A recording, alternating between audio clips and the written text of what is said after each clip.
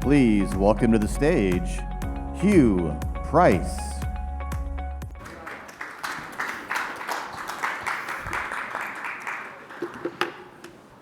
Thank you, and thank you, Greg, an important message. Well, we're meeting here today in a building dedicated to the history of computing.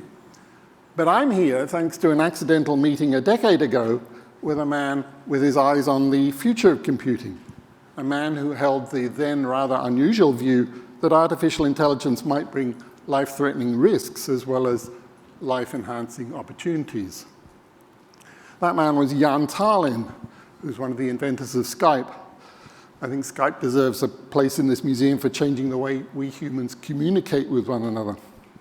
And before Skype, Jan and his Estonian colleagues invented Kazaa, one of the first peer-to-peer file exchange protocols, which changed the way we humans exchange stuff. I think other people's stuff in many cases. When I met Jan, Kazaa and Skype were already in his past. As I said, he was thinking about, spending a lot of his time thinking about the future. He was trying to get people to think seriously about potential risks from new technologies, especially AI. I met Jan in the summer of 2011 when we shared a taxi at a conference in Copenhagen. You can read about the story in a blog piece I wrote for the New York Times a couple of years later. I was on my way to Cambridge that year from Sydney to take up my new job there as Bertrand Russell Professor of Philosophy. And I already knew someone in Cambridge with a similar vision to Jan's. That man was Professor Martin Reese, or Lord Reese. Martin is an astrophysicist, and he's one of the UK's most distinguished scientists. He's the Astronomer Royal, a former president of the Royal Society, and in 2011, he was still Master of Trinity College in Cambridge, where I was due to take up a fellowship. And I already knew him through my work in philosophy of cosmology, so I'd met him at conferences. Now, astrophysics might seem even more remote from everyday life than philosophy, but Martin is a public intellectual with his eyes on the future of humanity. As he puts it, our Earth has existed for 45 million centuries, but this century is special. It's the first where one species, ours, has the planet's future in its hands. So after meeting Jan, I realized that I now knew these two high achievers in very different fields who shared this laudable interest in the future of our species and our planet. And I thought that they should know each other and that I could be the catalyst. And I thought that this would be a good project for the new Bertrand Russell Professor of Philosophy. Because as many of you will know, Bertrand Russell spent the last 20 years of his long life trying to prevent human extinction from nuclear weapons. So when I got to Cambridge, I mentioned this to Martin, and I found a way to get Jan invited to Cambridge to give a public lecture about his concerns about the future of AI. That was in the early spring of 2012, and by the summer of that year, the three of us had decided to work together to try to establish a research center in Cambridge to look at these particular kinds of risks, catastrophic risks arising particularly from new technologies. We decided to call it the Center for the Study of Existential Risk, or CSER, pronounced CSER. The project went public a few months later. We soon attracted quite a bit of attention, some of it more serious than others. This is from a fairly serious piece in the UK Sunday Times, and this one from a less serious piece in Fox News. We spent years after that trying to eradicate the Terminator meme from these discussions, but like its famous namesake, it kept coming back for more. 10 years later, CSER is a thriving research center with about 24 researchers from many different fields, and you can go to the webpage there and check us out. From the beginning, Martin, Jan, and I knew that some of the issues we wanted to study were regarded as a bit flaky by some people. But as Martin said at the time, that's why this is so important. He meant that important issues might be being overlooked because of these reputational factors. Serious risks might be being ignored because they had this flaky image. So from the beginning, we set out to try to change that image. And we knew that the main weapon we had to do that was scientific reputation. we had to show that serious people took these issues seriously. So we set out to use the positive reputation that we had at our disposal, that of Cambridge and of our distinguished collaborators and advisors, to push these issues away from the fringes towards the mainstream. And we thought of the whole project as a kind of academic engineering. The goal was to build an academic field for the study and mitigation of this class of extreme risks. And much of the challenge was about engineering reputation. We wanted institutions and funders to see existential risk as an important topic, and for young researchers to see it as an attractive direction for their own careers. Like me, some of our first researchers were philosophers of science, and philosophers of science are interested in how science works. So one of our early projects within CSER looked explicitly at the way in which reputation and similar factors work in science. We called it Extreme Risk in the Culture of Science and described it like this. Many scientists have expressed concerns about catastrophic risks from new technologies, but expressing concern is one thing, identifying serious candidates another. Such risks are likely to be novel and difficult to study. Data will be scarce, making speculation necessary. Scientists who raise such concerns risk criticism not only as doomsayers, but also for their unconventional views. Yet the cost of false negatives, of wrongly dismissing warnings about catastrophic risks, are by definition very high. So the culture of science and its attitude to unconventional views are relevant to the challenges of managing extreme technological risks. To explain this with a familiar image, it's often been noted that science tends to look under the lamppost where the light is strongest. Partly this is the so-called lamplight effect, a tendency to focus on easier problems. But there's another side to it too. In science, as in many human activities, the main illumination comes from the flashlights carried by the participants themselves. This means that the main stage is by definition the place where most people are looking. Now, peer pressure is a powerful and very useful thing in human societies, but if you're interested in low probability, high impact risks, someone needs to be looking in the dark corners. Our research project was about trying to find better ways to do that in this special kind of case. Now, of course, big breakthroughs in science often come from the shadows, from people who are brave or brilliant or counter-suggestible enough to take their chances there.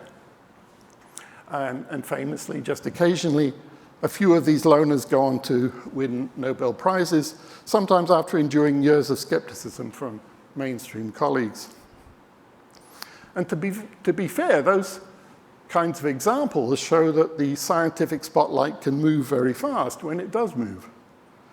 On the topic I mentioned at the beginning, the impacts and safety of artificial intelligence, there's been a huge shift in the amount of attention given to the issue in the past few years. So when I first met Jan Tallinn, his concern about AI was definitely a fringe view. I'd heard of it, but I'd never encountered in person anyone who took it so seriously, and certainly not somebody with his feet so firmly on the ground in the computer industry. It's true that there were already some small groups working on the technical problems of AI safety, including in the Bay Area here, but that was on a really tiny scale. And those groups had almost no connections with the mainstream. When we first invited Jan to speak in Cambridge in 2012, the organization hosting him, an excellent center called the Center for Science and Policy, wasn't sure that the topic was serious enough for their distinguished lecture series. Some in the center thought it was too flaky. But only a couple of years later, it was already becoming a hot topic. And we ourselves had dramatic confirmation of that early in 2015. At that point, the Leverhulme Trust, one of the UK's major private academic funders, announced a new competition for major research centres. These centres would be funded at £10 million for 10 years. And the Leverhulme Trust wanted big ideas with the potential to make a difference to humanity. Each university in the UK could submit one bid, so Cambridge had an internal competition. We proposed a centre on the potential impacts of AI, beneficial as well as scary, long-term as well as short-term. I didn't expect us to win the internal competition. I thought we'd be beaten by some big-name Cambridge team in a more conventional field. But we won it by a big margin and went on to win 2 rounds of competition with the Leverhulme Trust themselves. So it wasn't a flaky topic anymore. Our Leverhulme Centre for the Future of Intelligence, or CFI, was launched in 2016, and one of the Cambridge giants who pushed us off the slipway was Stephen Hawking. You can find his talk at the link there, and it's now being viewed many millions of times. CFI is based in Cambridge with satellite centres at Oxford Imperial College and over the water here at Berkeley. There are now similar centres at many universities around the world, including just down the road at Stanford, but CFI was the very first interdisciplinary centre dedicated to the impacts of AI, long-term as well as short-term.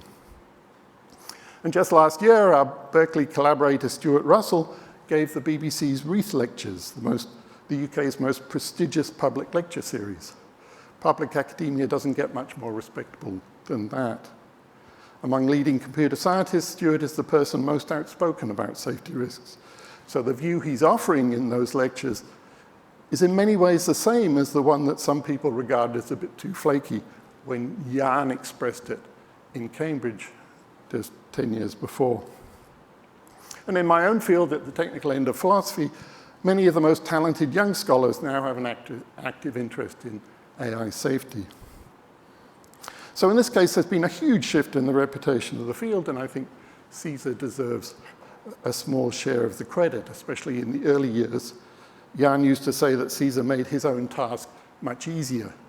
When skeptical people responded to him with the question, who takes this stuff seriously? He could say, well, these people in Cambridge do, for a start. I gave you that history as an example of how swiftly the scientific spotlight can move, and of some successful reputational engineering by us among many other people. Within CSER, as I said, we were also interested in these issues as academic questions. Those of us who were philosophers of science were interested in the culture and dynamics of science as they applied to the challenge of managing extreme risks. At one point, we organized a workshop on these topics. This brought together a bunch of the world's most interesting mid-career philosophers of science and a group of scientists we called our Mavericks. These were people who felt that they had experienced these reputational issues in their own fields, especially when they were raising concerns about safety in fields such as AI, nanotechnology, and synthetic biology. And at my suggestion, we also included cold fusion. Some of you will recognize Alan Smith on the right-hand side of that picture. He was our cold fusion maverick. I'd been following the field for several years at this point. I'd been struck from the beginning by the parallel with these other cases of low probability, high impact risks. The main difference seemed to be that in the case of cold fusion, the risk was of missing something we desperately needed to find, not hitting something we desperately needed to avoid. Like many others, I'd followed these debates about cold fusion for a while after 1989, but it had dropped off my radar. And then in 2011, just at the right moment to coincide with my new interest in risk and the culture of science, it caught my attention again. And I soon began to feel that it was another field in need of the kind of reputational engineering that CSER had been attempting for existential risk. Let's dig a bit more into these issues. One of the philosophers at our Maverick workshop in 2017 was Professor Heather Douglas. Appropriately enough, she's now based at Michigan State, the same institution as those existential risk identifying astronomers in Don't Look Up. Heather is well known for her work on value and inductive error in science. The text here on the slide is from a piece called Rejecting the Ideal of Value-Free Science. Heather says, in general, if there's a widely recognized uncertainty and thus a significant chance of error, we hold people responsible for considering the consequences of error as part of their decision-making process. Although the error rates may be the same in two contexts, if the consequences of error are serious in one case and trivial in the other, we expect the decisions to be different. Thus, the emergency room avoids as much as possible any false negatives with respect to potential heart attack victims, accepting a high rate of false positives in the process. In contrast, the justice system attempts to avoid false positives, accepting some rate of false negatives in the process. Here's a famous example of getting this wrong. This NPR piece appeared in 2012 after the death of Robert Boisjoli. He was one of the engineers at the company Tiocol who tried to warn NASA of the dangers that led to the loss of the Space Shuttle Challenger in 1986. Reading from that article, we all knew what the implication was without actually coming out and saying it, a tearful Boisjoli told Sverdling in 1986. We all knew that if the seals failed, the shuttle would blow up. Boisjoli and his colleagues argued vigorously for hours, recommending a launch delay. But NASA officials on a conference call challenged that recommendation.